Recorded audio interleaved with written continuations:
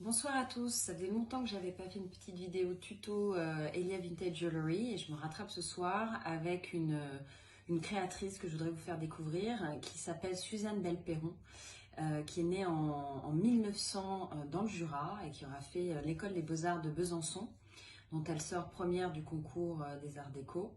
Et elle va débarquer à Paris pour travailler à la maison René Boivin, dont elle sera directrice artistique à seulement 23 ans. Ce qui n'était pas simple à l'époque, puisque c'était un milieu qui était extrêmement masculin. Et donc, en plus, venant de province, en arrivant à Paris, elle aura, par son courage, sa ténacité, réussi à obtenir ce très beau poste à seulement 23 ans. Elle restera chez René Boivin pendant de longues années. Et c'est seulement, du coup, en 1932 qu'elle rejoint la maison Hertz, avec qui effectivement elle va pouvoir créer ce qui fera aujourd'hui, ce qui fait encore aujourd'hui sa renommée, avec des bijoux qui sont très avant-gardistes pour l'époque. Et elle va à contre-courant de l'art déco puisqu'elle fait des bijoux qui sont volumineux, qui sont assez en rondeur, et elle utilise des matériaux qui n'étaient pas du tout utilisés à l'époque, ou en tout cas très peu. Elle utilise le cristal de roche, elle utilise également un or qu'elle appellera or vierge, qui est un or de 22 carats au lieu des 18 habituels, et qui donne du coup une couleur de jaune encore plus intense que la couleur habituelle de l'or.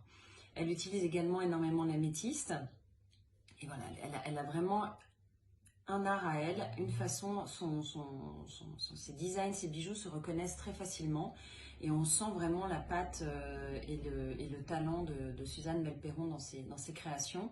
Elle va être extrêmement connue rapidement puisque tout le Gotha s'arrache ses bijoux, particulièrement la duchesse de Windsor dont je vous ai parlé dans une autre vidéo, qui aime énormément ses créations, mais également des créatrices de l'époque comme Coco Chanel et Elsa Schiaparelli qui adorent mélanger leurs créations à ses bijoux.